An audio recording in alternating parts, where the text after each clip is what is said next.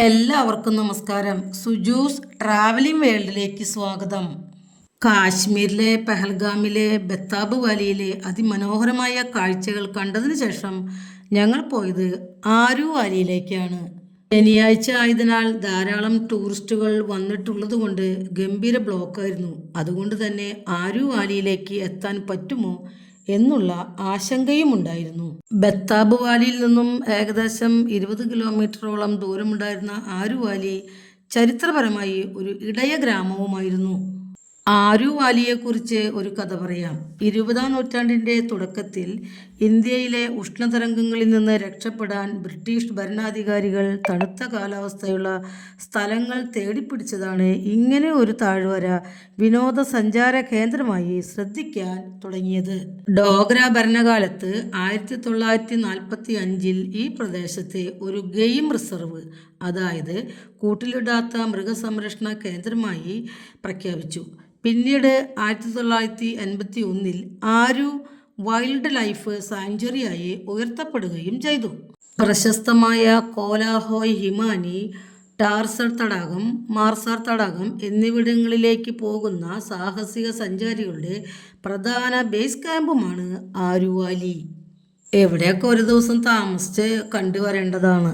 അതിനായിട്ട് ധാരാളം റെസ്റ്റോറൻറ്റുകളും ഹോട്ടലുകളും കുടിലുകളും എല്ലാം ലഭ്യമാണ്.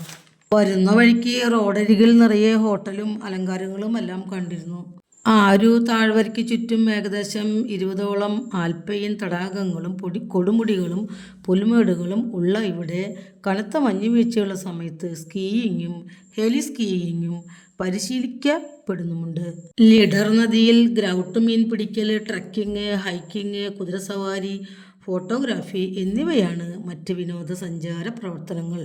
ചരിത്രപരമായി പറയുകയാണെങ്കിൽ ആരു വാലി വിനോദസഞ്ചാര ഭൂപടത്തിൽ ഇടം പിടിക്കുന്നതിന് മുൻപ് ഇതൊരു പൂർണ്ണ ഇടയ ഗ്രാമമായിരുന്നു. ഗുജ്ജർ, ബഗർവാൾ തുടങ്ങിയ നാടോടി സമൂഹങ്ങൾ തങ്ങളുടെ കന്നുകാലികളെ മേയ്ക്കാനായി ഇവിടുത്തെ ഉയർന്ന പുൽമേടുകളായ ലിഡർവാട്ട്, നാഫ്രാൻ തുടങ്ങിയ സ്ഥലങ്ങളിലേക്ക് കൊണ്ടുവന്നിരുന്നു. കന്നുകാലികൾക്ക് ആവശ്യമായ പച്ചപ്പുല്ല് പ്രകൃതിദത്തമായി ഈ മേച്ചിൽപ്പുറങ്ങളിൽ നിന്നാണ് ലഭിച്ചിരുന്നത്. കാശ്മീരിലെ അതികഠിനമായ ശീതകാലത്ത് പുൽമേടുകൾ മഞ്ഞുമൂടി പോകുന്നതിനാൽ മൃഗങ്ങൾക്ക് പുറത്തു പോയി മേയാനും കഴിയില്ലല്ലോ. അതുകൊണ്ട് തന്നെ ശരത്കാലത്ത് കർഷകർ കൂട്ടമായി പുല്ല് കൊയ്ത് ഉണക്കി സൂക്ഷിക്കുന്ന അസു എന്നൊരു പരമ്പരാഗത വിളവെടുപ്പ് രീതി ജമ്മു കാശ്മീരിൽ നിലവിലുണ്ട്. ഉണക്കപ്പുല്ല്, ഉണങ്ങിയ ചോളത്തണ്ടുകൾ എന്നിവയാണ് ശൈത്യകാലത്ത് കന്നുകാലികൾക്ക് പ്രധാനമായും നൽകാറുള്ളത്. ആരു വാലിയുടെ ചരിത്രത്തിലെ ഏറ്റവും വലിയ നാഴികക്കല്ലാണ് ഇവിടുത്തെ ഫോഡർ സീഡ് പ്രൊഡക്ഷൻ സ്റ്റേഷൻ.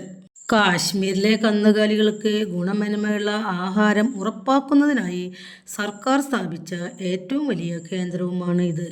മൃഗങ്ങളുടെ ആരോഗ്യവും പാൽ ഉൽപാദനവും വർദ്ധിപ്പിക്കുന്ന ഉയർന്ന പ്രോട്ടീൻ അടങ്ങിയ ശാസ്ത്രീയ തീറ്റ വിളകളുടെ വിത്തുകൾ ഇവിടെ ഉൽപ്പാദിപ്പിക്കുകയും കർഷകർക്ക് വിതരണം ചെയ്യുകയും ചെയ്യുന്നു.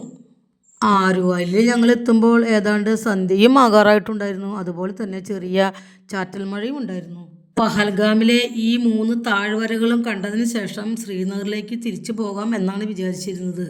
അനന്ത്നാഗിൽ സ്ഥിതി ചെയ്യുന്ന ബോർഡർ റോഡ്സ് ഓർഗനൈസേഷൻ്റെ ഓഫീസിലുള്ള ഗസ്റ്റ് റൂമിലാണ് ഞങ്ങൾ അന്ന് രാത്രി കഴിഞ്ഞത്. പിറ്റേന്ന് ഞങ്ങൾ അതിരാവിലെ തന്നെ ഒരു ഷെയർ ടാക്സിയിൽ ശ്രീനഗറിലേക്ക് മടങ്ങുകയും ചെയ്തു. വരുന്ന വഴിക്കുള്ള കാഴ്ചകളുടെ വിശേഷങ്ങൾ നാളെ പറയാം. Bye bye.